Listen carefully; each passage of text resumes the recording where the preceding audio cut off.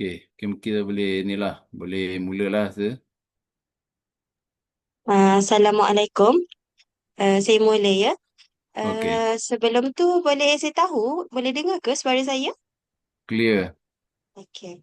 Assalamualaikum warahmatullahi wabarakatuh dan salam sejahtera.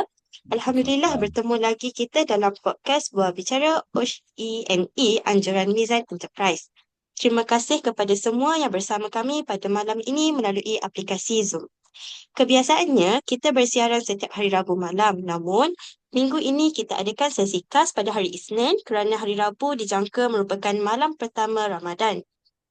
Jadi, kita awalkan sedikit supaya semua dapat membuat persiapan dan memberi tumpuan kepada ibadah dengan lebih tenang. Semoga Ramadan yang bakal tiba membawa keberkatan buat kita semua.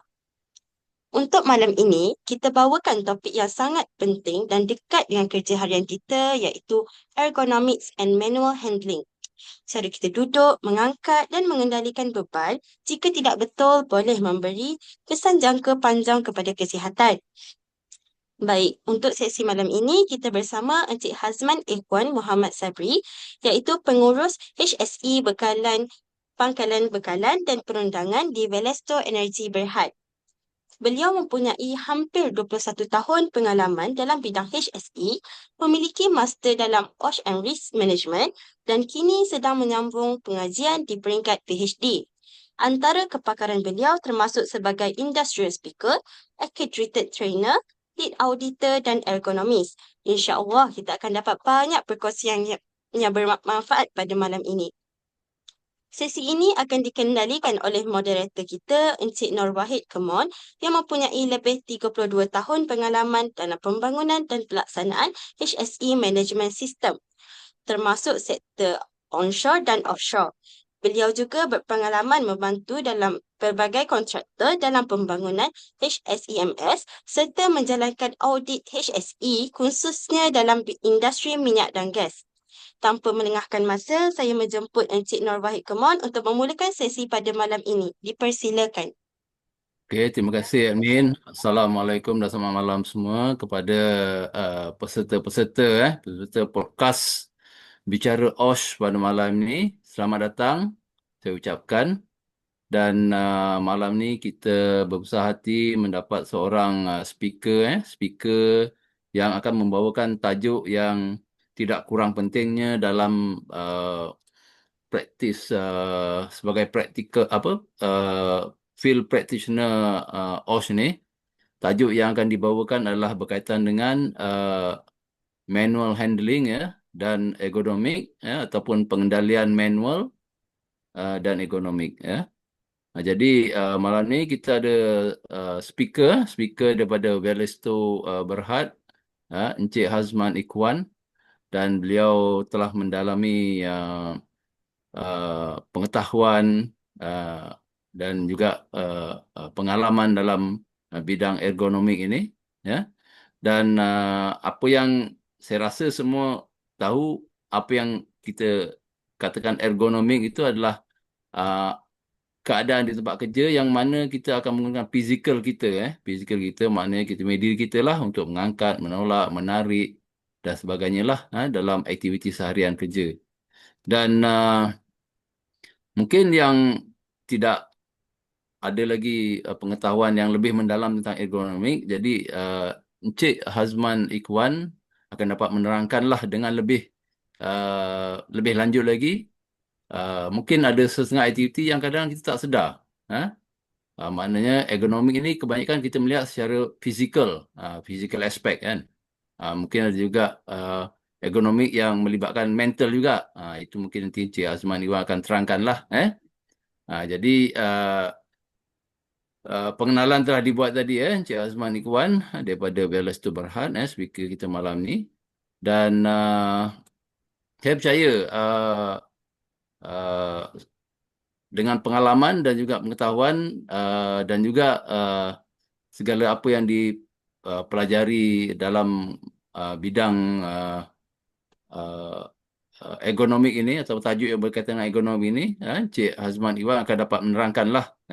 Mungkin setengah-setengah term tu kita tak dapat faham sebab kalau yang tak banyak knowledge tentang ekonomi ini, kita hanya memikirkan tentang kalau kita buat kerja sakit pinggang. Itu adalah salah satu lah. Sebenarnya banyak banyak hal yang kita boleh fikirkan, apakah isu-isu ekonomi yang terdapat di tempat kerja. Jadi untuk itu kita berikan laluan kepada Encik Azman Iwan untuk menerangkan sedikit sebanyak pengenalan tentang ergonomik ini. Jadi silakan, Cik Azwan. Terima kasih Cik Nur Wahid. Ya, saya. Assalamualaikum. Selamat Waalaikumsalam. petang kepada semua. Okey, seperti mana yang Cik Wahid explain tadi, brief kan, secara ringkas berkenaan dengan ekonomi. Pada umumnya memang orang kata kalau kita sebut ekonomi ni, masing-masing semua ingat satu benda je lah. Okay, injury dia lebih kepada sakit belakang, ekonomi. Okay. Tapi sebenarnya ekonomi ni dia skop dia terlalu luas. Okay. Kita ada ergonomik berkenaan dengan posture tubuh badan kita secara umumnya, okay, daripada upper body sehingga ke lower part body. Kita ada ergonomik yang related to temperature, suhu. Okay. Kita ada ergonomik related to vibration, gegaran. Dan kita ada ergonomik berkenaan dengan noise, dan last sekali adalah berkenaan dengan lighting. So itu adalah komponen yang ada dalam ergonomik. Dan kesemua komponen ni kita perlu ada risk assessment. Sebab tu kalau kita dekat tempat kerja, perkara yang paling utama sekali adalah risk assessment. Kita kena tengok balik risk assessment dekat tempat kerja masing-masing. Sebab ikut pada Akta Amendment yang baru 2022, satu clause dalam akta dia ada sebut berkenaan dengan risk assessment. Okay. Risk assessment tu penilaian risiko meliputi segala aspek, bukan hanya sekadar JSA ataupun high rate, tapi kita kena tengok balik apa risk assessment lagi yang perlu, yang berkaitan dekat tempat kerja kita. Okay, selain daripada JSA high rate, kita ada noise risk assessment NRA, kita ada CHRA chemical, dan kita ada ergonomic risk assessment, okay, ERA. Jadi berbalik pada komponen tu tadi, untuk noise, vibration, temperature, lighting, tu adalah komponen yang menjadi penyumbang kepada masalah ekonomi dekat tempat kerja. Itu adalah benda yang paling utama. Sebagai contoh, temperature. Kita bekerja dalam office yang dengan centralized air conditioning punya unit. Sesetengah masa kita akan rasa tidak selesa sebab temperaturenya terlalu sejuk. Kita masuk office kerja start pukul 8 dan kita keluar pada pukul 5. Beberapa jam kita spend masa dekat office, kita akan rasa tidak selesa sebab temperature. Okay. Perlu diingatkan kalau centralized ni, kita tak boleh nak adjust dia punya temperature.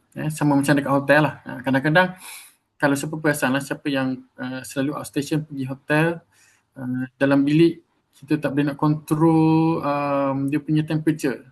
Walaupun kita control dia punya temperature, tapi suhu daripada luar bilik boleh masuk ke dalam bilik, yang suhu yang centralized unit tu. Okay, yang tu yang membuatkan kita rasa uncomfortable. Bila badan kita rasa uncomfortable, maknanya kita tak fit pada keadaan tu. Kita tidak fit pada persekitaran kita. Okay. Cumanya bila kita tidak bekerja ni, dia tak adalah panggil ergonomik yang spesifik sangat sebab dia non-work related kan.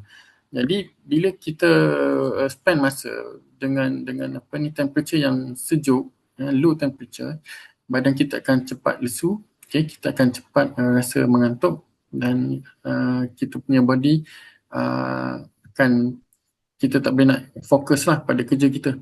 Tu yang pertama related to temperature, low temperature. Kalau high temperature, sebagai contoh bekerja di lapangan, okay, pada cuaca terik, panas matahari, ataupun spesifiknya kalau bekerja dengan mesin lah. Okay. Kalau dekat offshore ni kita ada engine room, ataupun jentera lah kalau yang berkaitan dekat industri, dia orang ada jentera. Okay.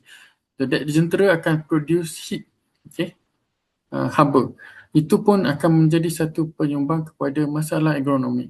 Dan itu pun kita perlu buat risk assessment dan cover dalam agronomic risk assessment lah. Dan benda tu kita perlu address dalam kita punya GSA ataupun high rate. Tengok atas aktiviti, sebab dalam high rate kita kena specifykan kita punya langkah kerja dan apa kita punya control measures dan mitigation yang kita ambil, okay, untuk kita counter masalah-masalah yang kita mungkin akan hadapi. So benda-benda tu adalah antara benda yang kita perlu ingat dan kita kena practice untuk tengok balik kita punya risk assessment yang kita ada sekarang lah. Okay. So macam mana kita nak identify agronomic risk factor? Ada 5 perkara yang utama. Yang pertama adalah awkward posture, tubuh badan kita lah. Okay. Posture kita, awkward posture. Cara kita duduk, cara kita bekerja, sama ada orang bekerja sambil berdiri, okay. Ada orang bekerja sambil duduk, dia perlu kerusi. Ada orang bekerja kena ada satu bangku kecil je, okay. So itu adalah posture badan kita. Termasuk kalau orang tu ada guna pertolongan pengangkatan, okay. Sama ada menggunakan troli ataupun menggunakan mesin, okay. Yang kedua adalah static position. Kita duduk terlalu lama. Kita dekat office terlalu lama kita duduk sebab kita fokus pada dokumen. Kita perlu siapkan report, okay. Majority case agronomik yang berlaku specifically dekat bahagian back pain, kecederaan belakang ataupun slip disc lah kita panggil, adalah lebih ramai orang yang bekerja di office compare to orang bekerja di lapangan. So ini adalah statistik daripada SOCSO, Perkeso yang buat claim, yang submit claim yang mengadu sakit belakang dan dia claim dengan SOCSO, majoriti adalah daripada di kalangan orang bekerja di office. Surprisingly. Itu dari statistik perubatan lah. Betul. Surprisingly kan. Sebab kalau kita tengok logiknya, orang yang bekerja di lapangan tu dia lebih kepada angkat barang yang berat, excessive load. Okay, lebih daripada 20 kg, lebih daripada 15 kg dia kena handle. Tapi yang significant injury reported di SOCSO dan DOSH adalah orang yang bekerja di office. Itu adalah sangat signifikan. Okay, dan dia punya trend semakin maknanya setiap tahun trend tu dilihat meningkat lah, okay, pada orang yang sakit belakang di kalangan pekerja office. Jadi kita kena tahu kita spend masa di office sama ada benda ni simple kalau kita driving long journey distance, sama kita drive, kita duduk, maksimum kita boleh drive 2 jam. Selepas 2 jam kita kena stop bukan berada dalam kereta, kita kena keluar daripada kereta. Okay, that is the refreshment yang kita boleh buat, kita boleh bagi pada diri kita. Kita nak betulkan balik posture kita keluar daripada kereta, have a light exercise ataupun simple walk around, dan kita boleh sambung balik journey after kita rest at least 15 minit lah, okay, ataupun 10 minit. Okay, to that is recommended resting time. Jadi sama dengan office, kita spend masa maksimum 2 jam ataupun 1 jam setengah, kita kena bangun, workout ataupun kita tak boleh buat satu task dalam masa yang lama. Kita kena varietikan kita punya task. So selepas sejam setengah ataupun 2 jam, kita kena bangun, pergi ke pantry, pergi ke mana rest area, okay, restroom mungkin, dan itu adalah cara ataupun kaedah untuk kita kurangkan impact injury pada kita punya spine. Kita duduk dan bagi load pada kita punya spine. So itu yang kedua. Yang ketiga adalah berkenaan dengan repetitive motion. Pergerakan yang berulang. Berulang-ulang lah. Berulang-ulang. Okay. benda yang sama kita buat. Ni lebih kepada kalau kita dekat kilang lah, factory kan, dia orang pasang, assemble benda yang sama setiap hari. Ataupun typing on the keyboard setiap hari, data entry kan. So dia akan bagi apa benda ni, musculoskeletal injury pada kita punya finger, hand and finger, and dia akan bagi kita punya strain dekat area mata lah, sebab kita fokus pada screen. So itu adalah antara risk factor dalam repetitive motion. Dan kita ada forceful exertion. Forceful exertion ni benda yang berat lah. Kita tarik, sama ada tarik ataupun tolak. Itu pun dengan cara dan kaedah yang mesti kena betul. Okay, setengah orang benda nampak simple, kita tolak troli. Saya tanya Cik Wahid lah, kita tolak troli dekat supermarket macam mana? Itu kita santai-santai. Troli sebab dia ada roller. Jadi Kan? tak Tapi kadang-kadang ha. Cik Wahid, dekat supermarket troli pun ada yang berfungsi dengan baik, ada yang tak berfungsi dengan baik, terutamanya dia punya caster Itu lah, roda kan. Cumanya selalunya kita akan pilih roda yang tak stuck ataupun yang tak jam. Betul. Tu pun kita kena peka, kena alert. Setengah orang dia main ambil je, grab je. Card, trolley card tu dia grab je, tapi bila masa dia ambil tu tak ada load dekat dalam, dia boleh tolak lah. Tapi bila dia masuk load, dia akan struggle lah, sebab benda tu kita lebih nak setia. Okay? Tu forceful exertion. Cara kita tolak tu mesti kena betul, mesti kena dengan kaedah dia. Dia ada step dia sebenarnya, dia ada teknik dia yang kita kena tahu. Maknanya kalau kita tolak tu, kita kena establish kita punya 3-point contact, dan kita kena ada strength lah untuk kita stabil untuk kita tolak troli tu. Kalau troli kosong memang semua orang pun boleh handle, tapi bila kita dah shopping, kita masuk barang, time tu kita akan struggle. Okay? Sama juga dekat tempat kerja, troli, jack pallet ataupun any kind of trolley. Okay?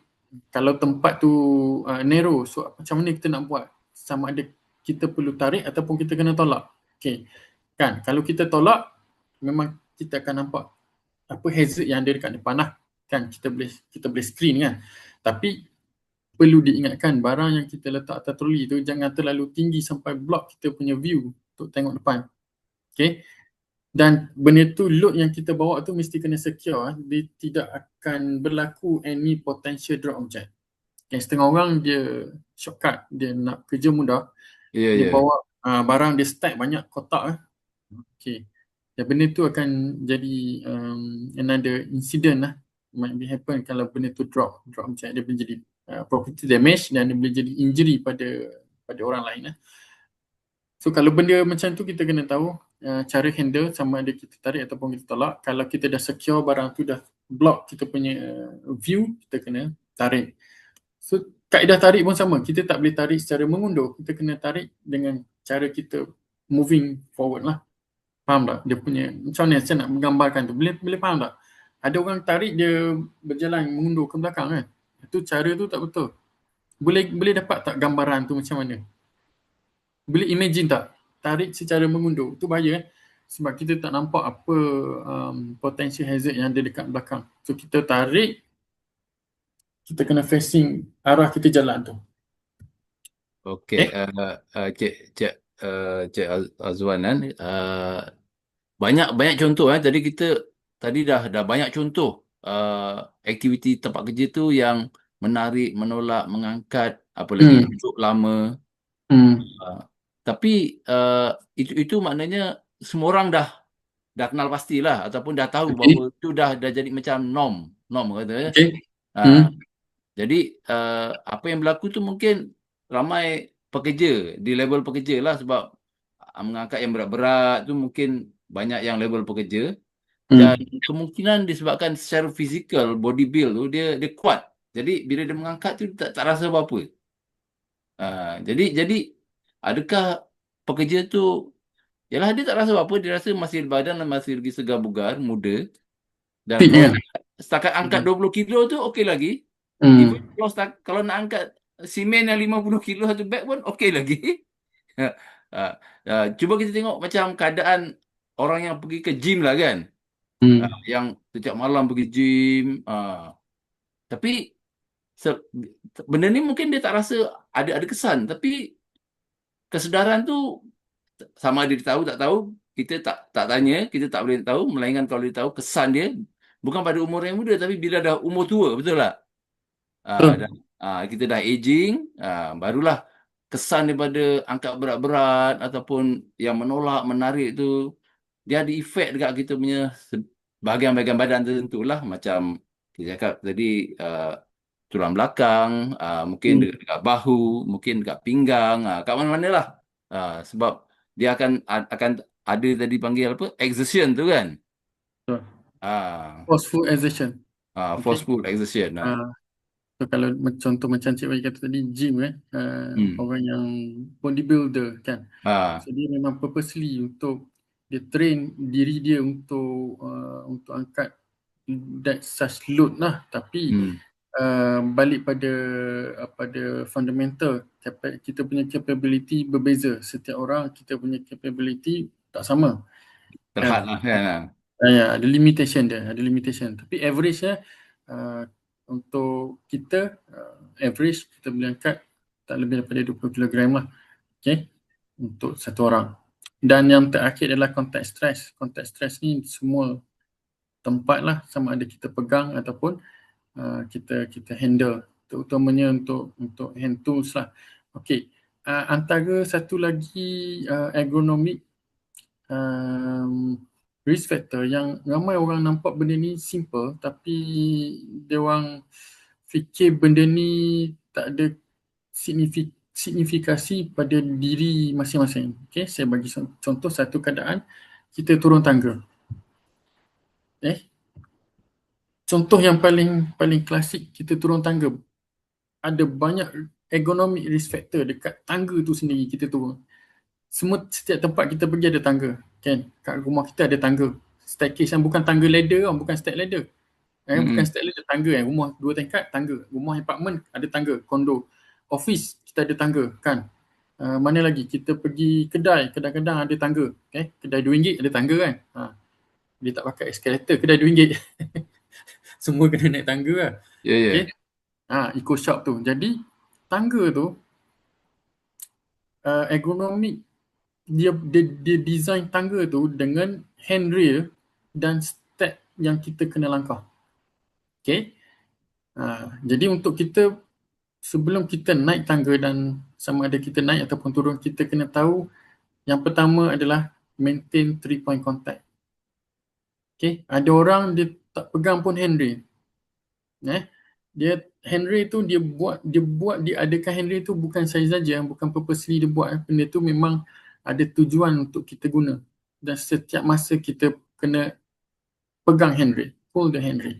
Sama ada kita masa kita naik ataupun sama ada kita turun. Okay. Okay, ya. Ni belum lagi kita cerita dekat offshore. Offshore lain cerita Offshore platform ke jackup rig ke vessel ke, dia punya tangga memang limited space dia tu. Sangat-sangat limited. Kita nak pijak tu sangat limited. Dan ramai orang tergelincir jatuh daripada tangga kalau dekat offshore. Ada beberapa kes, 2-3 kes, dia misstep jatuh sampai ke bawah. Dan ada orang terpaksa kena medevac, severe injury. Nampak simple kan? Severe injury. Okay. So benda tu yang kita kena tahu. Kalau satu step kita miss, benda tu akan bagi consequence pada injury lah pada kita. Okay. Kita naik mesti kita kena pegang dan kita tarik body kita untuk naik. Kita langkah step. Kita jangan skip step dia tu.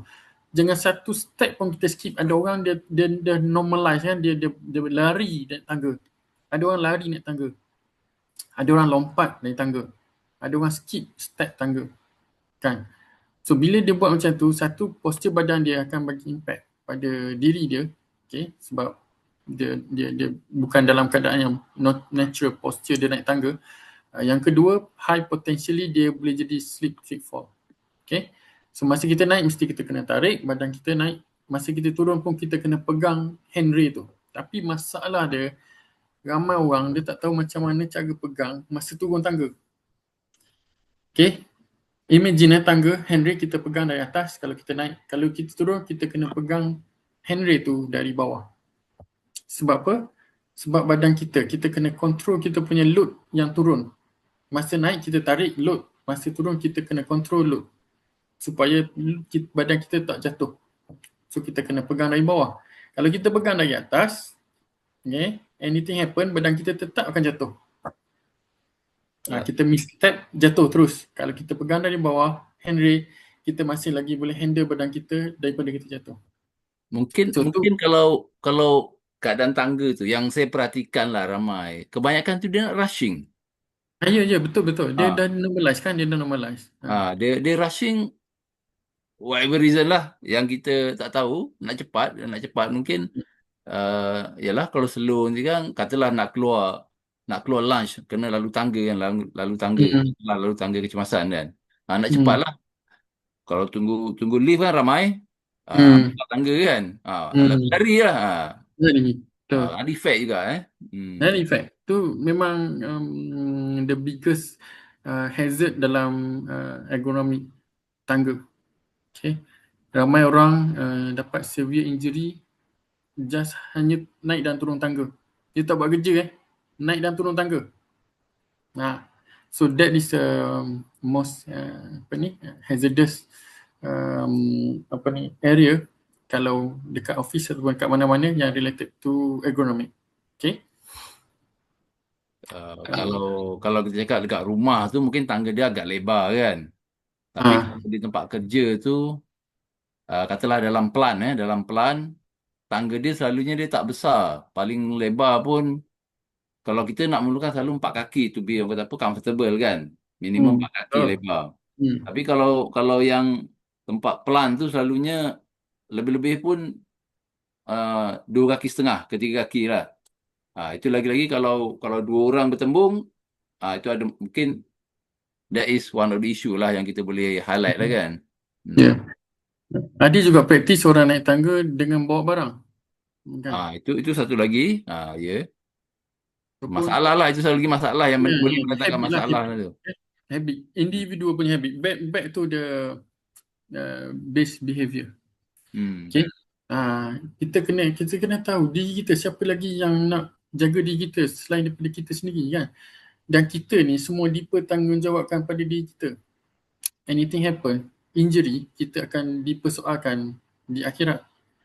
Okay, kita dah dibagi amanah untuk jaga diri kita. Tapi disebabkan satu benda yang simple, kita tahu benda tu bahaya dan kita tetap juga buat benda tu dan konsekuensi dia kita dapat kecederaan lah, injury.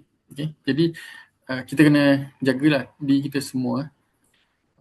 Benda-benda yang bagi hazard dekat tempat kerja ni, sebab kalau hand tools apa semua tu kita boleh nampak physically kan, tapi ergonomic ni kita tak nampak dia punya hazard, tapi benda ni akan dia jadi macam acute lah. Benda-benda lama kan dia akan rasa impact dia. Okay? Rasa impact dia.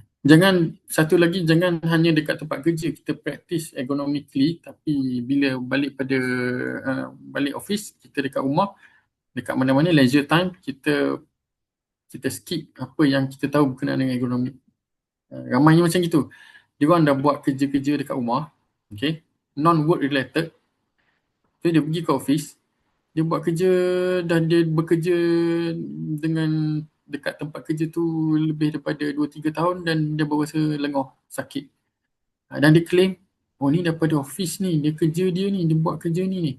Rupanya dia pun mungkin terlupa antara aktiviti impact dia yang dia punya leisure tu pun, kalau dia tak practice ergonomically, dia akan bagi impact sebenarnya. Jadi benda ni dia sangat subjektif. Yang bila dia complain pada OHD akan request for the ergonomic risk assessment. So that time lah ergonomist akan masuk, trained person akan masuk untuk buat ergonomic risk assessment. Ya. Dan saya percaya semua orang pun tahu ergonomic risk assessment dia ada 2 level, initial dan advanced. Okay. So initial tu lebih kepada screening and plus the self-assessment. Dan advance tu the deep dive on the screening punya result lah. Okay. Dia punya rating tu. Okay, Cik Azwan. Jadi langkah yang pertama tadi daripada penerangan tadi kan Cik Azwan tu, jadi kita melihat kepada keadaan tempat kerja tu. Kalau kita cakap di tempat kerja lah. Maknanya apakah keadaan di tempat kerja, situasi yang jangka panjang yang boleh mendatangkan isu ekonomi. Jadi Ah, kalau kalau kita boleh senaraikan lah, kalau kita boleh senaraikan, boleh. secara Boleh. rata ada berapa dalam senarai itu? 20, 30 aktiviti Okay, macam mana? saya bagi satu contoh Ah, Saya, saya suka bagi contoh Sekejap Yalah kalau Cik Azwan pernah buat orang kata apa survey lah, worksite survey kan, yang ada isu Hmm. ekonomi, yang boleh mendatangkan isu ekonomi. Ah, Memang kalau orang biasa tengok macam okey-okey, macam tadi panjat tangga, naik tangga macam tak ada masalah. Tapi kalau dari segi ekonomi, kata apa, knowledgeable person, dia kata ini berpotensi untuk isu ekonomi kan. Ah, jadi kalau kita boleh senaraikan lah, secara purata lah kat tempat kerja tu ada berapa uh, Ada berapa ah, tu pun macam saya kata subjektif tadi lah tu, kan. ya, subjektif. Okey, saya share contoh ni. Okey, nampak tak? Okey, okey ya. Okey. Ni semua the worst condition. Yang dua belah gambar ni, kiri kanan ni, worst condition. Okey. Yang pertama, electrical hazard. Okey. Hmm. Limited space. Ni semua adalah ergonomic issue. Okey.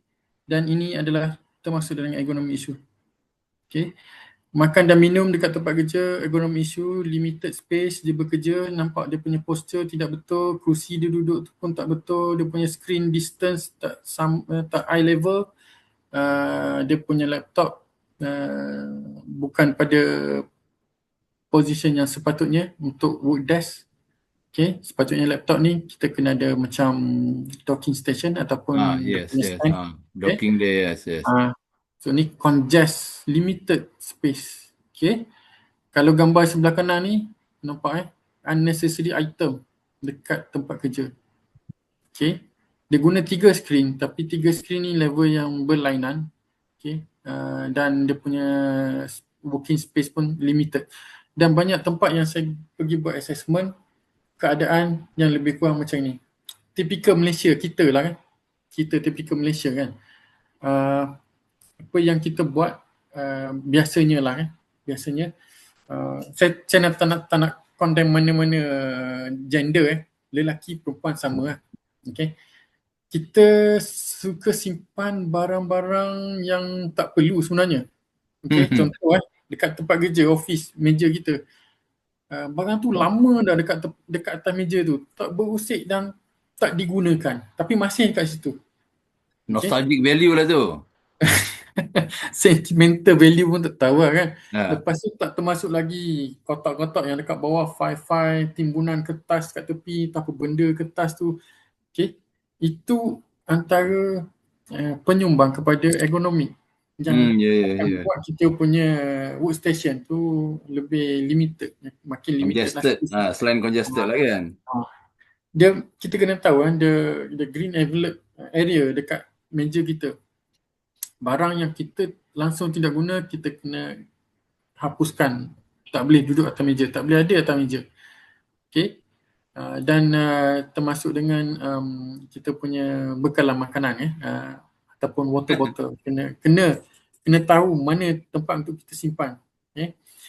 Itu antara apa benda ni challenges lah yang kita nampak, yang saya sendiri nampak dekat tempat kerja. Majoriti orang dia tak aware berkenaan dengan layout, the proper layout untuk work desk, workstation, dan itu yang membuatkan dia orang akan rasa lebih stres pada area bahu, pada area spine, disebabkan posture yang tak betul.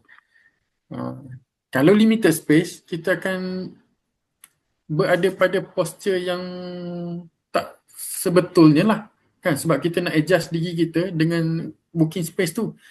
Ergonomik ni dia kena harmonize kan antara aktiviti diri kita dengan workspace, Ya, ya. workstation. Jadi kalau antara satu tak harmonize, akan bagi ergonomic issue lah Ya.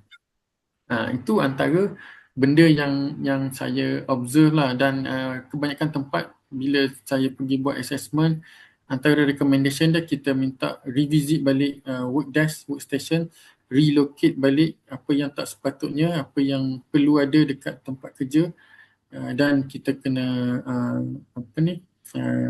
take action daripada situlah untuk the immediate corrective action. Dan nampak macam simple kan, tak ada setengah orang, apa benda je, benda ni bukannya hazard, memang tak hazard, tapi kita akan bagi impact pada ekonomi kan, akan jadi contact stress, akan jadi posture lah, terutamanya bila kita run rebar punya exercise ataupun ruler. Belum lagi rosa rosa ni lebih kepada entire workspace tu sendiri, cara kita duduk dan kursi, termasuk dengan apparatus, machinery, laptop, telefon yang kita guna. Kita run rebar sajalah, kita dah dapat dia punya rating yang kena buat advance era. Okay, tu antara benda yang kita kena tahulah. Dan perlu diingatkan juga, injury pada tulang belakang makin tahun dia meningkat, increase, at least setiap tahun akan ada, kita nampak peningkatan lah, sebab pergerakan kita excessive pada bahagian tulang belakang, neck, tengkok kita lebih daripada 30 degree tanpa sokongan akan bagi kecederaan pada tulang belakang. Jadi kita punya posture tu terbeban lah sebenarnya. Posture terbeban, betul, posture terbeban. Okay, Dan macam saya kata tadi, dia akan jadi MSD, dan majoriti MSD adalah 80% pekerja dekat office. Jadi kalau okey, kita cuba fikirkan satu senario, sama ada yang kerja kat office ataupun kerja di lapangan. Kalau di lapangan tu kita tahu dia ramai yang menggunakan fizikal kan. Tapi kalau di office tu kurang menggunakan fizikal, tapi keadaan tempat kerja tu yang menyebabkan timbulnya isu ekonomik. Betul. Tanpa tak semua orang ambil kisah, sebab bukan kerja berat pun. Bukan kerja berat, betul. Bukan kerja berat. Kerja duduk kan. Mana hazard dia, tak nampak pun hazard kan. Duduk mana, apa hazard dia duduk kan. Tak ada sharp object, apa rotating machine, mana ada kan.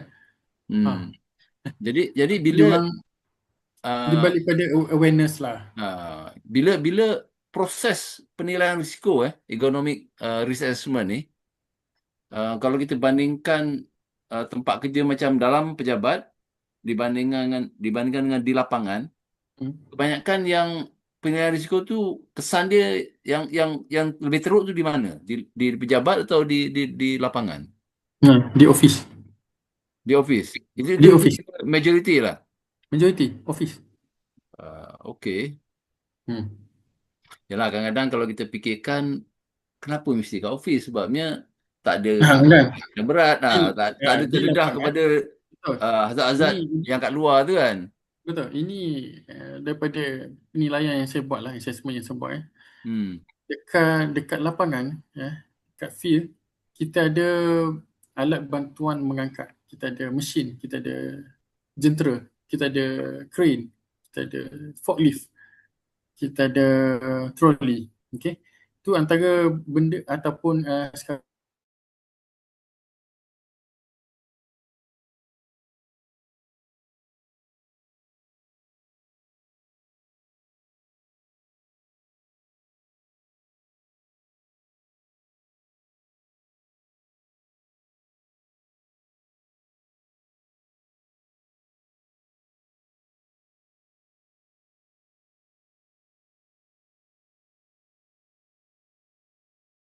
adalah lifting aids lah, push stick, lifting gears, lifting tools. Ada yang back support, adalah orang invest back support lagi kan. Tu benda tu antara kita letak control measures untuk pekerja di lapangan. Okay. Bila kita dah banyak fokus pada lapangan, kita terlupa orang dekat office, pekerja di office, sebab kita tak nampak sangat dia punya hazard tu terlalu obvious macam di lapangan. Kita nampak physically hazard tu kan, mesin, AC, temperature kan. sharp tools, okay, sharp object. Tapi kalau dekat office ni kita nampak semua under control. Rupanya kita dah terlepas pandang satu economic issue yang besar, iaitu posture ataupun kita punya static position. Okay. Orang duduk terlalu lama, orang berdiri terlalu lama. Itu antara benda signifikasi MSD yang berlaku di kalangan pekerja office dan mostly claim so daripada injury itulah. Okey, claim so tu okey lah, itu dari segi so kalau mencarum. Tapi kalau kita melihat jangka panjang lah, maknanya kalau dah kerja 20 tahun, 30 tahun dalam pejabat dan mengalami MSD kan, kesan dia MSD, musculoskeletal disease kan. Jadi kalau pada tahap umur yang selepas pencen tu, apa kesan dia yang lebih teruk tu? Yang MSD tu. Kesan dia yang lebih teruk, saya rasa yang lebih arif boleh address kamu itu OHD lah, sebab dia impact banyak kan. Terutamanya bila bercakap dengan nerve, related to nerve lah. Mana pergerakan jadi terhad. Akan jadi terhad lah, limited lah. Akan jadi limited lah. Sebabnya benda ni jarang diceritakan. Sebabnya dalam mana khusus pun dia akan katakan, okey, apa itu ergonomik? Ya, semua orang dah tahu ergonomik. Tapi sebab MSD tu tak semua orang mengalami. Ya. Tapi kebarangkalian nak mengalami MSD kebarangkalian tinggi. Cumanya dia tak tahu bila dah pencen ni, dengan adanya MSD yang ada dalam keadaan mungkin anggota badan tu, bila dah umur lepas pencen tu apa jadi? Itu yang lagi mendatang masalah yang lebih besar. Kan, contohnya macam jalan pun dah tak boleh laju, jalan kena slow. Kena pergi fisioterapi lah. Dan ada di kalangan OHD. Okey, kita ada, saya cuba nak share. Di Malaysia ni kita ada NGO di kalangan safety practitioner dan health practitioner. So antara health practitioner yang jadi penyumbang dalam industri negara kita adalah MOHPA. So di kalangan doktor-doktor OHD dan physician lah yang buat study, diorang dah keluarkan akan keluarkan satu guideline untuk fokus kepada MSD. So nanti insyaAllah mungkin lepas raya dia akan launch lah dia punya guideline tu untuk jadi panduan pada industri. Okay, so mungkin kita boleh tengok daripada situ best practices apa yang perlu kita consider untuk kita tangani MSD sebelum ataupun selepas kita pencen. Yelah, sebab tak ramai tahu benda tu apa yang kita boleh elak kan. Kesan jangka panjang bila dah pencen. Maknanya dah pencen tu dah too late already lah. Nak recover memang tak boleh 100%. Kalau rehab tu mungkin to certain extent boleh mengurangkan tapi tak mungkin recover kan. Betul. Jadi dan dia punya suffering kan. Itu yang kita rasakan. Yalah, dulu kerja kat office, kerja tak berat, tapi bila dah pencen, dia punya sakit tu mengalahkan orang yang kerja di lapangan. Betul. Apa ni? Cik Wahid, betul. Yalah, okay, saya nak bagi, saya nak share satu best practice apa yang Velesto buat lah. So kita dah run this program, kita panggil Velesto Move Smart. So this is the best practices dan best practices ni terbukti daripada statistik. Sebelum kita perkenalkan Velesto Move Smart ni, kecederaan yang berlaku pada hand and finger injury, kecederaan pada jari dan tangan dan kecederaan pada kaki direkodkan hampir setiap tahun sebelum tu lah. Dan kita inject this program since 2024, hujung 2024, dan 2025 kita dah achieve at least half of the workers completed the VMS punya program. So after completed the VMS main program, kita dapat tengok situ dia punya trending on the incident reporting related to hand, finger and legs is now zero. Sebab semua orang dah ada awareness, semua orang dah tahu macam mana cara bekerja dengan betul. Sebab dalam VMS tu kita guide dia orang dan kita expose pada dia orang ni the correct technique and posture related to body control techniques. Dia balik pada fundamental principle. Ada 5 teknik dalam VMS tu yang macam saya katakan tadi, kita punya apa ni, fit, kita punya teknik yang pertama, kita berdiri mesti kaki kita selari dan kita kena step front depan satu, sebab kita nak establish kita nak establish kita punya point of weakness supaya dia tak berada pada depan body kita. So point of weakness shifting to the side. Okay, sebab itu adalah tarikan graviti. Bila kita jatuh ke depan dan ke belakang, kita lebih senang untuk jatuh. Yang kedua, balance lah. Balance. Macam orang bersilat kan, ke kuda kan, kita kena step forward, satu kaki ke depan. Okay. Yang kedua adalah grip, safe grip. Grip kita ada 2 jenis grip. Okay. Satu adalah precision fingers punya grip dan satu lagi strength finger punya grip. Okay. Precision finger ni lah. Okay. 2 jari ni untuk kerja-kerja writing, kita buat kerja precise. Yang ni dia activate small muscle sampai dekat bahu ni je. Tapi kalau strength finger, 3 ni, kita grip, okay, dia akan activate larger muscle sampai ke kaki ke bawah. Itu untuk teknik kita angkat barang, kita handle barang. Mesti kita kena grip. Kita bawa barang, kita kena grip. Kan? Teknik yang ketiga adalah side stepping. So kita bergerak, mesti kalau ada halangan kita kena side step. Kita tak boleh langkah macam gitu.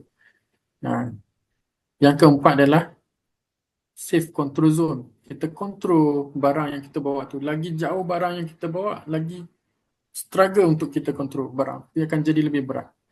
So dia ada zone management, red zone, yellow zone, green zone. Lagi dekat barang kita bawa, lagi senang untuk kita angkat. Okay, cuba kita ingat balik masa kita kecil ataupun kalau kita tengok anak ataupun adik kita yang kecil angkat barang, macam mana dia angkat. So kita tengok naturally dia angkat. Tak ada orang ajar ni. Okay. Dan kita pun dulu macam gitu tak ada masuk any training ataupun kursus. Kita angkat, kita squat down. Yang budak kecil dia angkat barang, dia squat down, dia grab, dia grip, baru dia bangun. Okay, over the years kita dah makin dewasa, kita shortcut, kita angkat barang, kita tunduk. Teknik tu tak diajar lah kan. Teknik, kita kena reset balik teknik kita. Maknanya kalau daripada kecil tu kita diajar ataupun secara tak langsung kita mengangkat menggunakan beban pada pinggang. Yes. Kita angkat barang dengan kita punya tulang belakang. Bukan kita bend squat down, angkat. Dan yang last kali adalah spinal alignment lah. Yang tu lah teknik dia. Kita kena squatting down. Okay, head alignment dengan spinal alignment mesti betul. Angkat barang. Itu adalah teknik yang betul yang sepatutnya kita buat selama ni, kita kena buat. Yalah, benda tu tak diajar kat sekolah dan bila bekerja saja kan. Satu kebiasaan mengangkat barang tu kebanyakan kalau kita lihat kat mana-mana pun cara semua sama. Maknanya dia tak menggunakan lutut lah untuk bangun, naik dan turun kan. Squat down. Dia tunduk, shortcut kan. Itu bagi impact lah pada tulang belakang. Pinggang lah especially kan. C4, C5 macam tu lah. Ya. Itu jadi slip disc. Herniated disc. Sebelum dia worse jadi slip disc, dia herniated tu. Lepas tu baru dia slip. Itu peringkat awal lah. Peringkat awal. Lengur-lengur biasa kan. Itu dah simptom dah tu sebenarnya. Dan yang paling signifikan sekarang apa dia orang buat, sebab sekarang ni kan dah makin senang dan makin canggih. Orang baca email guna phone kan.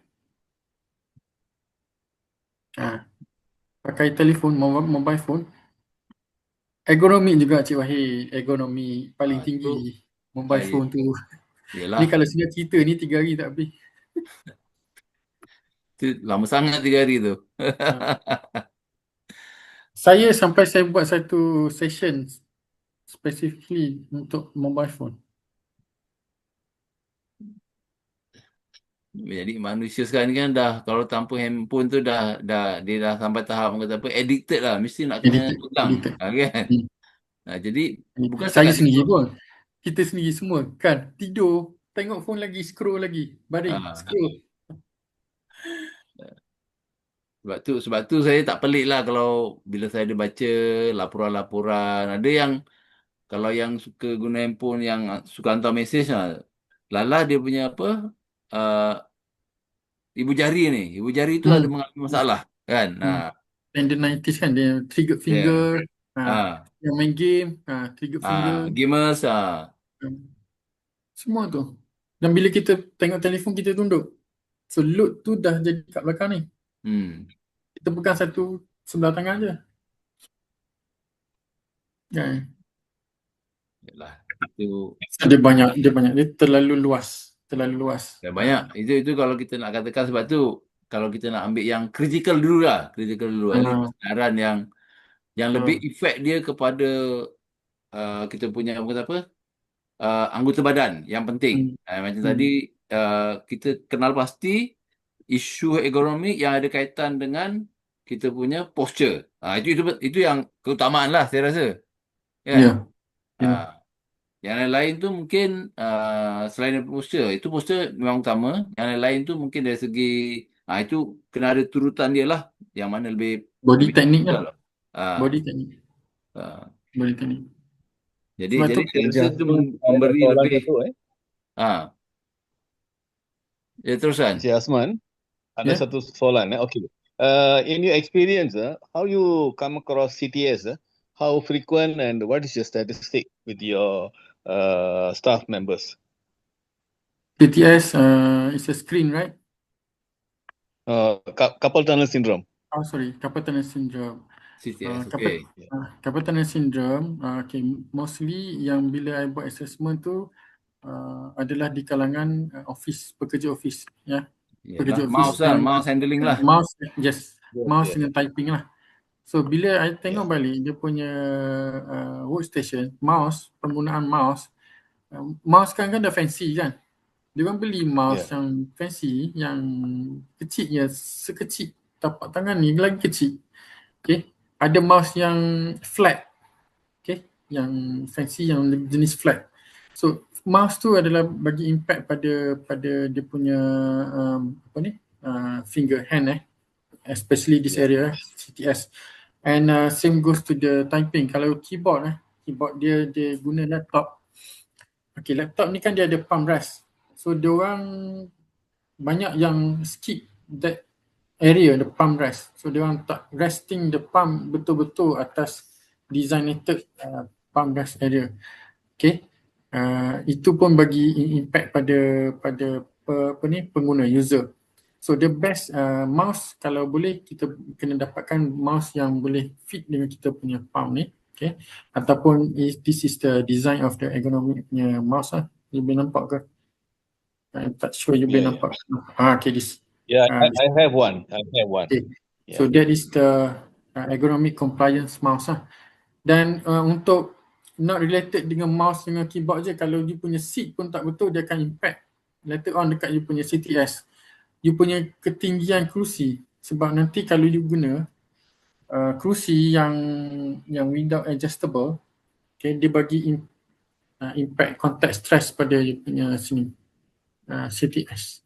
Tapi apa yang saya sendiri mengalami lah dulu, 5 tahun lepas lah, saya guna komputer kerap guna mouse ni kan. Dulu tak pakai mousepad, tapi bila ada kesan dekat kita punya wrist ni kan, yang macam ni, jadi saya mula gunakan yang mousepad yang ada support macam Ya, gel ada sabun gel tu tu. lah.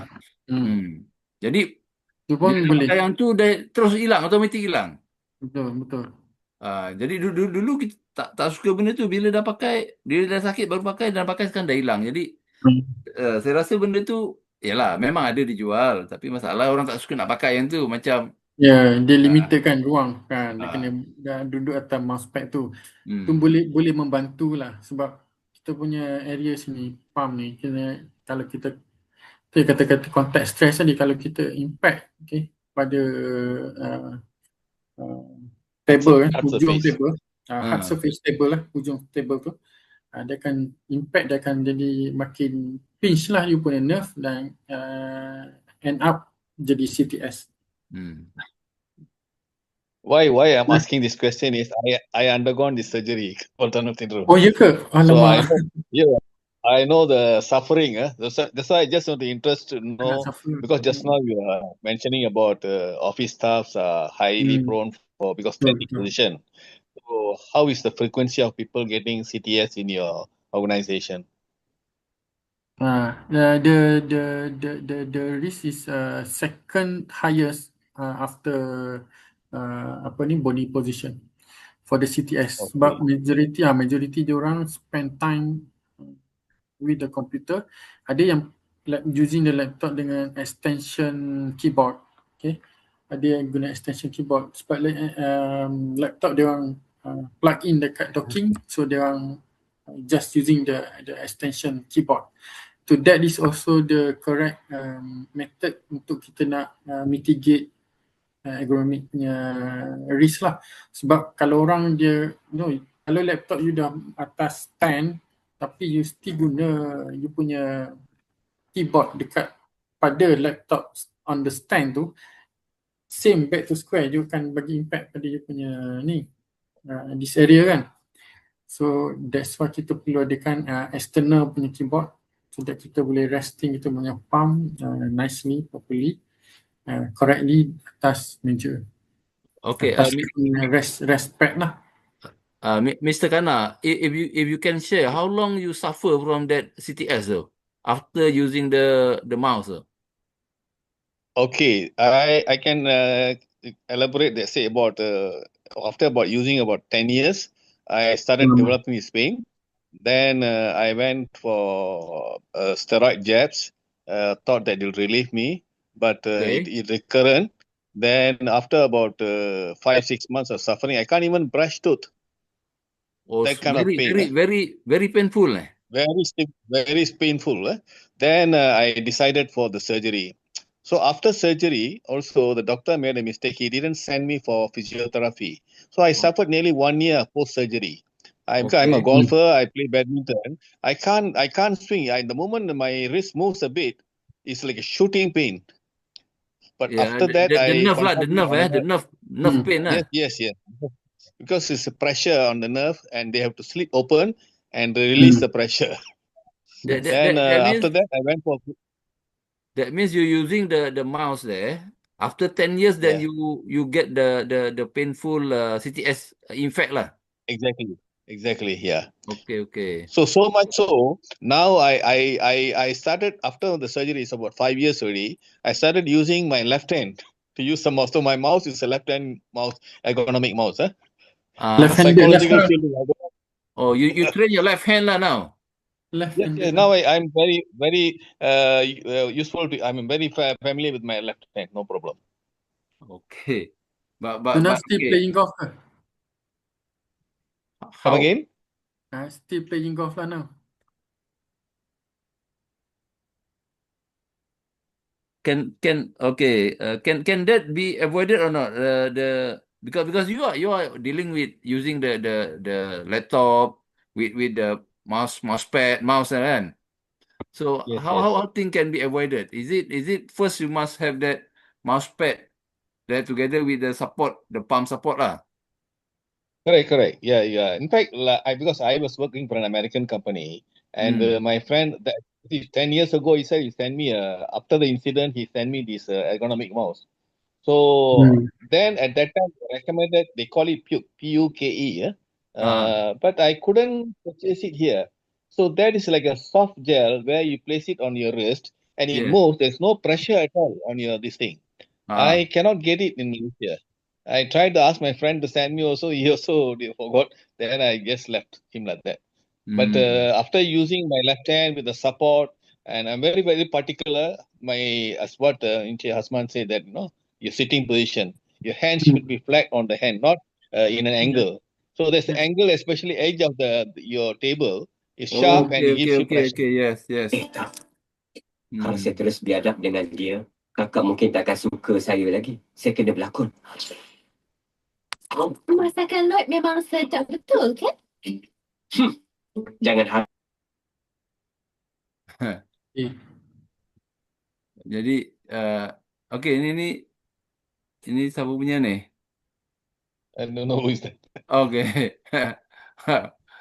Yeah, All right. not me. I think there's one issue lah. One issue of this ergonomic that affect the CTS. Hmm. In which not many are actually aware of this. After suffering only, after surgery, recovering from the pain and so on, then we realize this is a ergonomic issue lah. Correct. So this thing, I believe so that need to be shared with the industry because not many people feel the importance of avoiding the CTS effect on their hand. Because I also, And one more thing, the doctor told me also, you are lucky because if you delayed it, then you will lose your power in your hands and your fingers and all become small. oh, Yeah, You so mean- that is the effect, long-term effect. you Yes. mean it shrunk, isn't it? Yeah, it will shrunk. Yes. Oh, okay. So that's why I think you are very lucky. Okay. Because I got the same actually not actually up to the serious situation, but my palm after 3-4 years without using this not mouse pad with proper support. Yeah. It's really painful every day. I even cannot sleep, because the pain is, the Yeah, unbearable. nerve. Yeah. The Yeah. pinch nerve kan? In Yeah. fact, my friend, at that time, after the surgery, I met one of my close relatives. He had undergone this problem, but he don't want to go for surgery. So Okay. he was recommended by a doctor to put a arm support. Arm support in a sense that it is like same like a socks, you put it inside, but Yes. there must be a metal plate, so that your hands doesn't bend because naturally when we are sleeping, our Yeah. hands will fold. The wrist will fold Yes. because it is nature. Because we have at night time you have no control over it. But he told me that the doctor told that. So to prevent that, you put in there's a metal plate there which will keep your hands straight. Okay. Even now once in a while I use that. I Uh, have that. You can buy it about 20 or 30 ringgit only in the online. So it's a steel metal plate underneath the palm. Okay. So it keeps your hand straight. the palm and the arm, they're becoming straight. Yes, You yes. cannot, In okay. one line, yes. All Okay, right, so right. at least 6 hours or 7 hours, it is still straight, is it? So that means Yeah. you're giving rest. Okay. It's such a small issue because I Yeah. believe many are not really feeling, not serious. This is, can be cured, things like that. But if someone already have the CTS on their hands, then I believe life is no longer like a usual business lah. I mean, Yeah. if you want to eat also very painful and so on. Enjoy the life. Mm. Real torture. Real torture. A slight movement of the wrist, it is a shooting pain. Oh, Yeah. Alright. Other than that, Encik Azwan, apa lagi isu-isu ergonomik, selain tadi kita dua yang orang kata apa, most outstanding lah is posture issue, and then this the CTS issue. Apa lagi satu atau dua lagi yang banyak berlaku dan ramai yang tak aware benda-benda macam ni. Especially yang berkaitan dengan office work lah. Okay, sama jugalah sebab bila kita cakap pasal nerve kan, related to our body ni, kita punya workstation tu, now we are talking the chair adjustment. Kalau kursi tu terlalu tinggi, so kaki kita tidak Tergantung. sentuh. So, kita kena ada foot rest. Okay. So penggunaan footrest tu variety, ada yang designated footrest, ada yang guna just kotak je untuk replicate the footrest.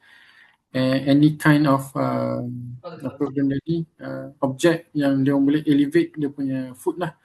So kita kena tahu dia punya posture, normal posture, natural posture is 90 degree.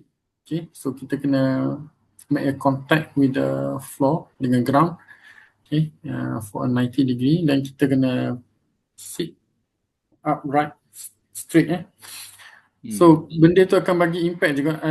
Saya dapat satu complaint daripada patient yang sebelum kita buat risk assessment dekat tempat kerja dia orang, dia orang rasa lenguh pada bahagian kaki yang sangat-sangat kuat.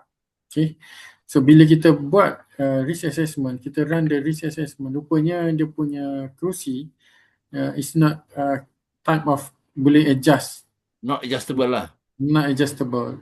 Jadi Dia ada kaki tergantung ke kaki yang tak 90 degree dia punya tu? Kaki dia hanging. Hanging. Maknanya efek dia dekat lutut, is it? Ya. Efek dia dekat lutut. Maknanya kita tahu lutut tu antara tulang atas dan bawah tu joint kan? Joint tu. Dia punya joint tu dah macam apa? Exhausted ke macam mana? Lebih kurang macam tu. Dan dia dapat several injection lah. Dia nak hilangkan dia punya rasa ni kan, berdenyut. So sakit tu. Dia inject, doktor apa semua dah banyak kali dia buat tu. Sama juga bila kita check balik, rupanya dia punya posture, sitting posture dia, kaki tergantung. Kaki tergantung dan tak betul. Dan dia guna just kotak yang kosong. So bila dia over the time, kotak tu makin flat kan. Flat kan, dia kemek kan. Press lah, ya. Kemek. Jadi dia pun masih macam dia sentuh sesuatu lah untuk dia ni kan. I thought orang kalau duduk kaki tergantung dia suka hayunan. Hayun lagi. Tapi benda tu over the time nanti lama-lama impact pada lutut tu. Okay. Itu something new. Okay. Ya. Dan kursi yang without the adjustable, okay, biasanya kalau dekat office kita akan letak dekat bilik meeting. Dan duduk tak lama kan. Reception visitor. Kalau yang buat kerja, dia tak boleh guna kursi yang macam fixed height lah. Fixed tak boleh. Jadi lepas kita buat assessment exercise tu, semua office dia tukar semua kursi yang ergonomic compliance. Adjustable lah. Adjustable. Dia dua lah, adjustable dari segi tinggi rendah, kemudian yang postur belakang kan. Betul. Yang postur belakang tu sekarang ni banyak yang dah macam fleksibel kan, dia kita boleh adjust, boleh kita bergerak dan dia akan turun lah. Yes. Setengah company dia just invest kursi yang adjustable tu pada HOD, pada managers kan yang dia pilih. So benda tu macam double standard lah double standard lah, unfair lah sebab pekerja yang bekerja mesti kena ada ergonomically. Yalah, mungkin penyebab dia efek cost efek dia tu tak diketahui. Betul. So bila dah ada kita dah buat risk assessment, dia ada recommendation, dia terpaksa kena comply lah. Dan kebiasaannya untuk ergonomic risk assessment ni dia punya recommendation tidaklah costly macam NRA dengan CHRA. So kita akan bagi recommendation as low as reasonable practicable lah. So as benda tu kita boleh manage, kita boleh control. Yalah, sebab tu saya tanya tadi, mungkin dalam office punya environment, isu ergonomik ni mungkin tak banyak, mungkin ada 5 atau 6 isu je lah. Tapi dia punya long term effect tu ada. Ya, ya.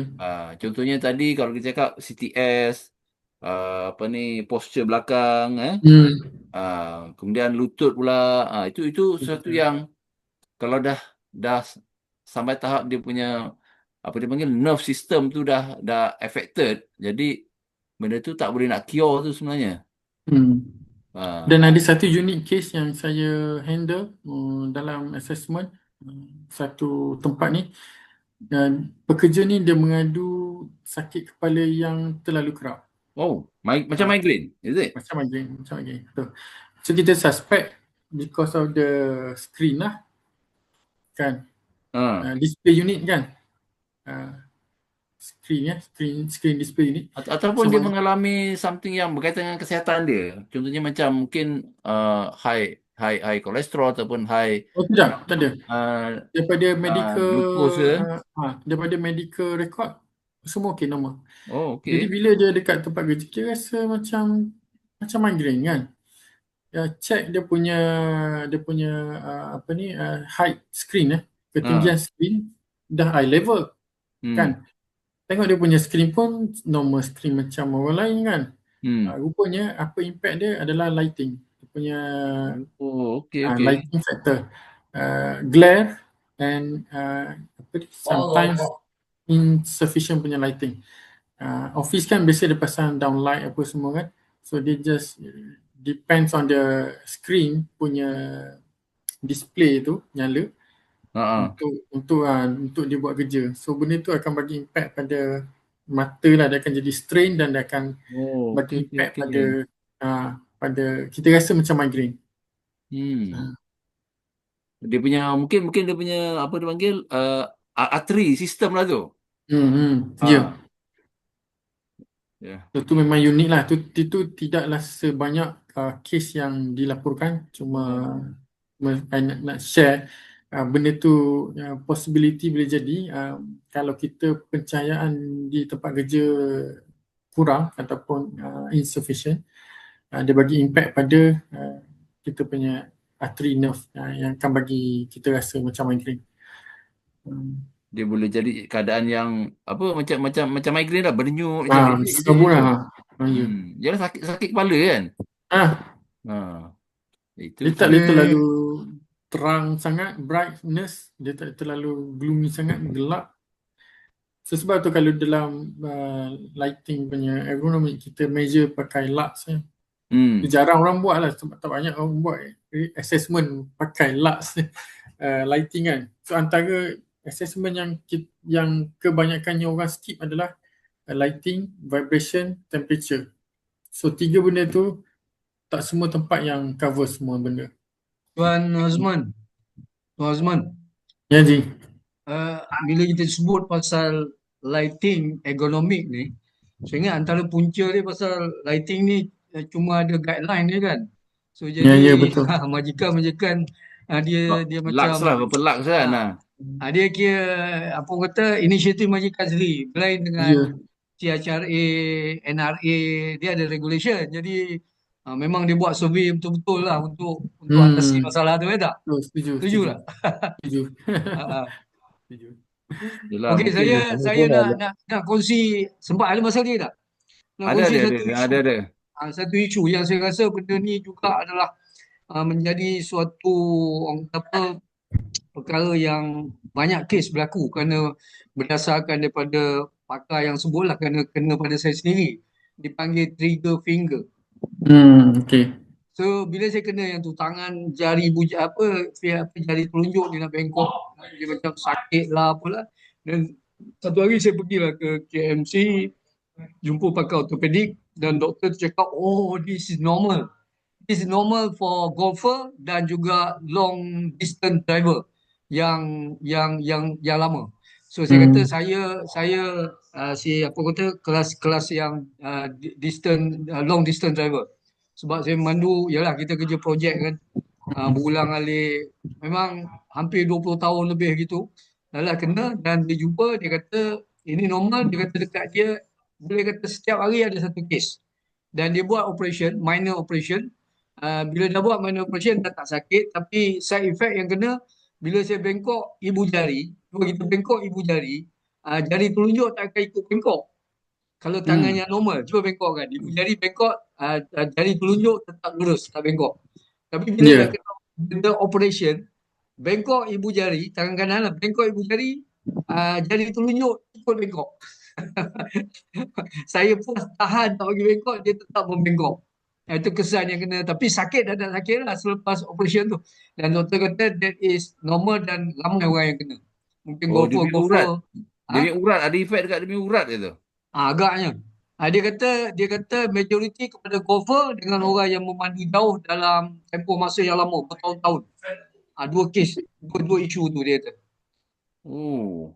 Cik Wahid main golf tak kena ke? Tak main golf. Saya tak main golf. Oh, tak main golf, patut lah tak kena. Takut dah sebab dah cuba dulu, tapi bila belajar swing tu kan, rasa macam tulang belikat tu ada bunyi, ada satu bunyi terus stop. Dia slip disc pun boleh jadi lah. Saya tak berani. Banyak potensial tu. Itu konsep saya. Terima kasih. Terima kasih. Okay, Encik Azman. I just what is your experience on double screen user? I think I don't know whether in your company, normally in oil and gas, they for these geologists, they use the double screen. So how you come dual up screen, with that? Dual screen. So, dual screen. Okay.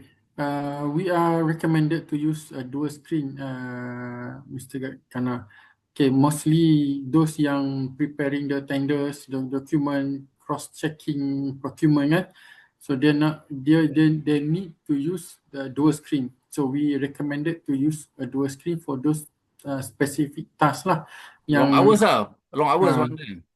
Yeah, yang banyak kena buat cross-checking, yang kena buat referencing. Okay. Dan dual screen tu perlu comply dengan ergonomic punya kriteria, which is dia punya distance, okay, must be correct with a one line of elbow. Lepas tu dia punya eye level untuk screen, and we are recommended to have the dual screen with the arms, so arms tu kita boleh adjust with the level of kita punya eye, and the primary screen, sama ada premier screen ataupun dual screen, the keyboard must goes for the primary screen. So dia tak boleh, this is the, for example the dual screen is in front, ataupun primary screen is in front, dual screen on the side, on the right side. So dia tak boleh typing by looking on the right side, cannot. If like that, need to have extension, dia punya external keyboard. So external keyboard we can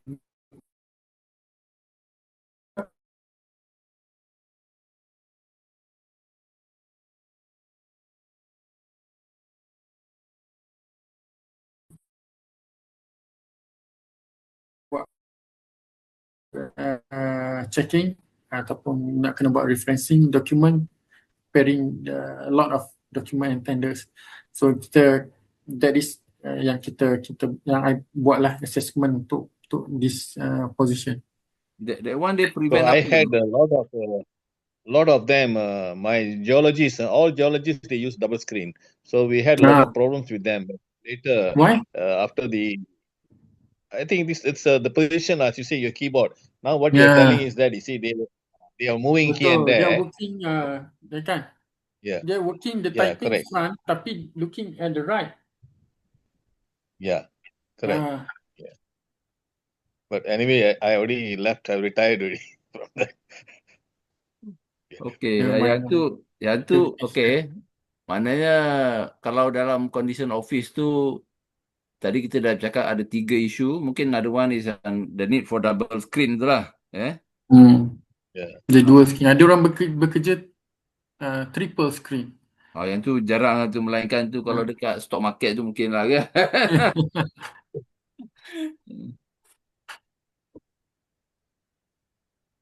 Okay, a new lesson that yalah, never been exposed before kan. But we are not in that situation. And later from DOS, I cuba nak share. This is first information yang dapat daripada DOS. Later on, the ETP and agronomic 20% will be split into two. Okay, the one with the agronomic 3%, they try to get this ETP for level 1 initial era, and those yang buat advanced era, they will call it as a competent person. So thus we come up with the ICOP nanti for the agronomy somewhere this year. At least the industry will get some guidance on what to do with regard to the economy lah. Betul. Sebab kes makin meningkat kan sekarang. At the very least, focusing on the specific issue lah, not everything on economy, because the company also may think of if the benefit of preventing against the not preventing in terms of cost to cure the disease, then they may invest something like chair, like screen, like proper equipment in the office lah. Sekarang ni kan ada adjustable table lagi kan, bukan chair saja, meja pun boleh adjustable. Yalah, more important the organisation know the effect after people are exposed to the condition tu kan. Dia macam firefighting lah. Well, at least now they know, because in the past no reference. Proactive and reactive. Yeah, reactive, yes. All they know, okay, you have illness, then go to the medical center. Aku doktor lah, check. Yeah, hopefully that will be improved throughout the industry nationwide lah. Okay, I think I myself also learning a few things that new, never been exposed before, but that potentially in other industries, especially the office based, maybe those who are working in the office, like those in banking sector, mostly in the office, those in the whatever government sector in the office, that could be economic is primary issue lah. With regard to safety and health. Okay, we have another 20 minutes almost. Is there any question from others? We have 15 participants today. Any question that anyone interested to highlight?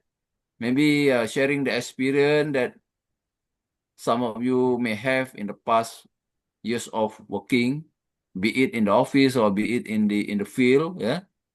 Maybe we can share it here, because I believe that these economic issues, if nobody get ill or nobody go for medical checkup, then this issue may not arise after all.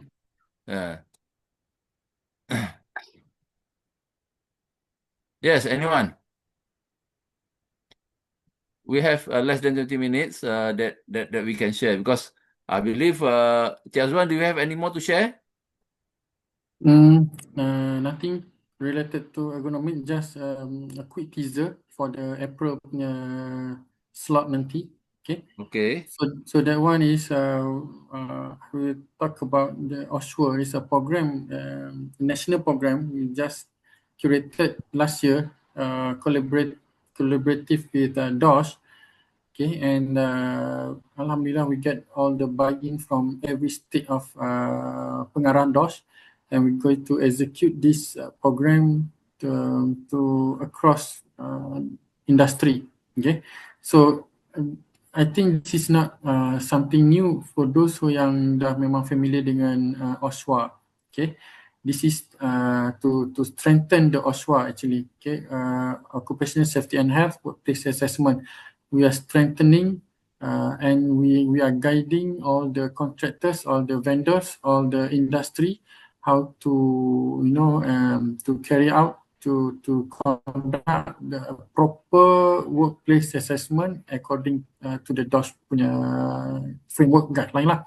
And on top of that also, this OSHWA already embedded in OSH MP 30 So we're going to have the journey of another 5 years, OSH MP 30 under pillars number 4 and number 5 for until 2030. So nanti I can share a bit on the program what being covered under OSHWA tu. So that is April lah. Alright. Okay, that is the DOSH future plan lah. That's future plan OSH MP 30. I'm the one of the committee under Yeah, OSH I just heard about it because that they are yet to launch it, is it? They had launched actually internally. Internally, Internally. not being launched to the industry lah. Being launched to industry, waiting for new DG. Okay, yeah. So Haji IR Hatta retired, pencen. So the new Okay. DG will launch the Ocean P30 journey lah. Okay, right. That's all from Cik Azwan. Okay, anyone else would like to share on this economic issue? Our participant tonight.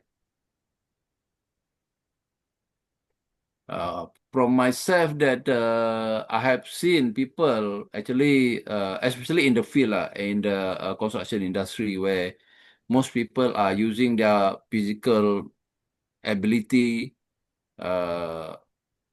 on day-to-day basis, trying to performing their day-to-day tasks like carrying heavy load, pulling, and to a certain extent maybe need to climb up the working at height, things like that. So that eventually also leading to not per se effect of the economic issue, but effect on other things like the accident that primarily because of this ergonomics design of workplace, things like that. So I think in certain industry like construction, because the changes in the work environment is very dynamic. I don't foresee that things can be set as per design. Need to design using certain stairs, for example, because it's very dynamic. I think the industry itself cannot afford to change now and then whatever they have at work site, unless they are using more of this technological equipment, especially those related to lifting lah. Lifting one thing, and also another thing is people don't have to physically using their ability to do the job to the most. I share you one thing. I share to you one thing to all the participants. Kalau siapa yang pernah tahu dekat offshore, this roughneck dia pakai tenaga untuk tolak all physical, yes. Physical to get all the tubular string collar line before they push to the rotating table. So apa yang teknologi ada sekarang, and in fact we had installed it at our facility. We call it a robotic arm. Okay? That's good. That's good. This is very effective and efficient. Yeah, tools. reducing the chances of not just MSD effect but also another incident lah. Betul, any hazard. Not only reducing, in fact, it's eliminating it actually. So no more people or personnel is allowed to go inside the rotating table. Just this robotic arm with pasang all the string, all the tubular connecting, and we push to the rotating table lah. So itu antara benda yang improvement yang kita buat di sektor oil and gas. to mitigate and to cater this incidences related to ergonomic and hand, finger and leg injury. No more manual lah, eh? No. That's good. Semua ada sensor. At least the only thing is to maintain the facilities lah, the equipment. Otherwise, it won't be functioning well and create the problem also. Yes.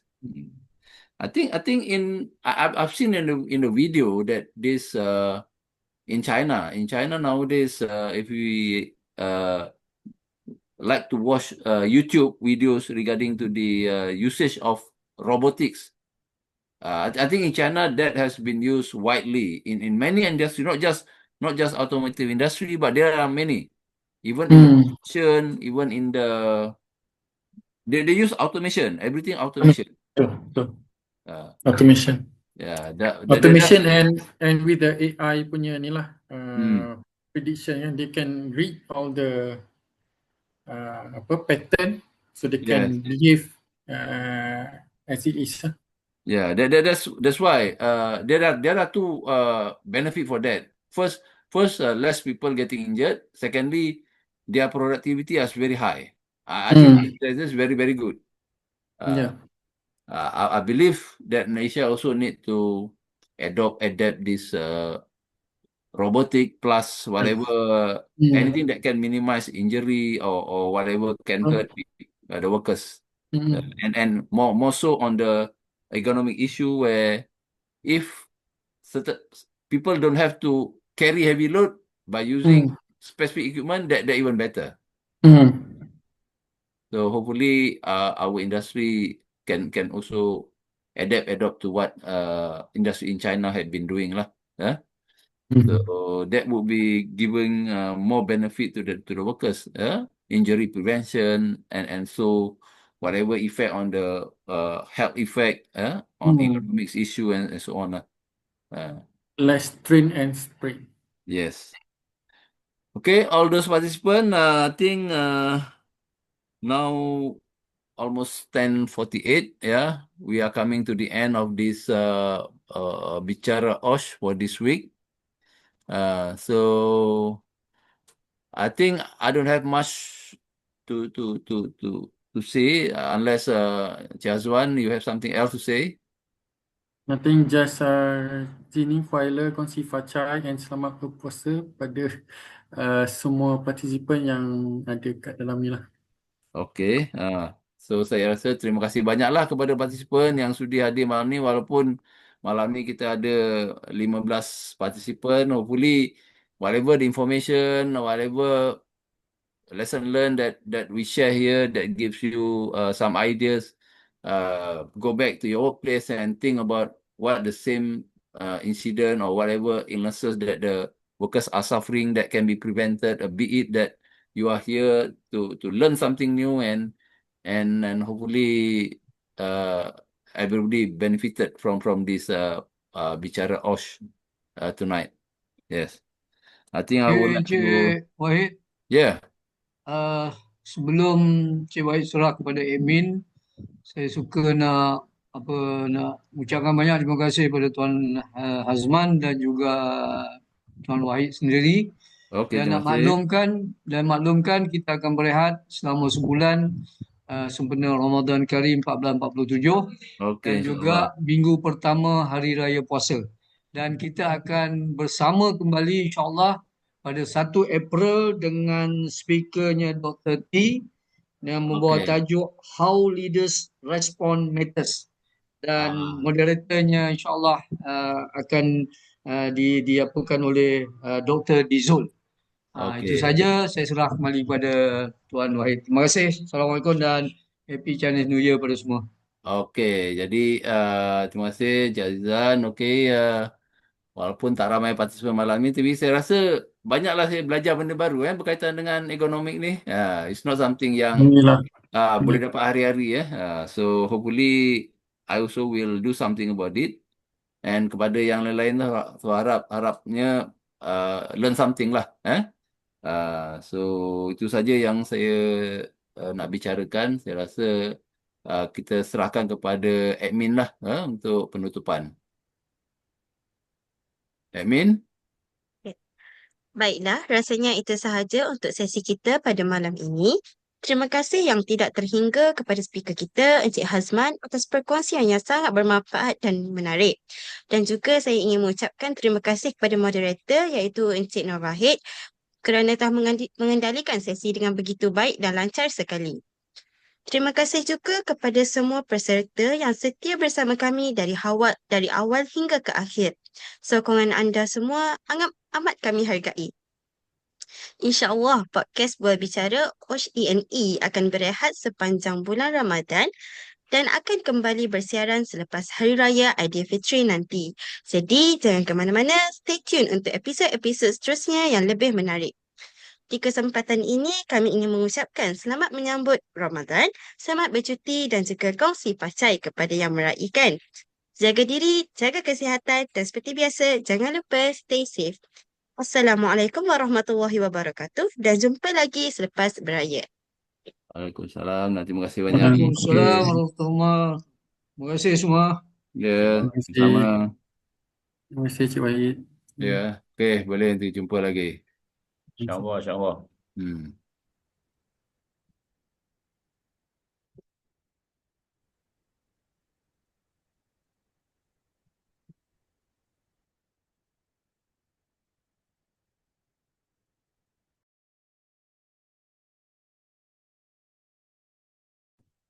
Terima kasih.